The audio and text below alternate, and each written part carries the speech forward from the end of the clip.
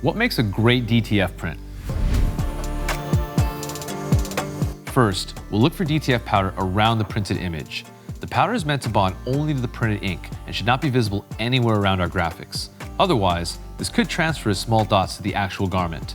To avoid this, we must make sure that we're properly storing our direct-to-film powder at all times, and also use a high-quality film.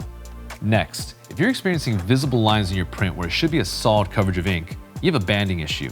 To fix this, go ahead and run a nozzle check on your printer. If the nozzle check looks bad, run 1 to 2 head cleanings in the affected nozzles to revive them. But if the nozzle check looks good, try printing again on a higher resolution.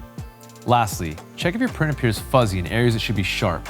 If you notice any graininess, the main causes of this would be image resolution, the RIP program you're using, or the film itself. That's why it's so important to work with a trusted supplier for your DTF materials.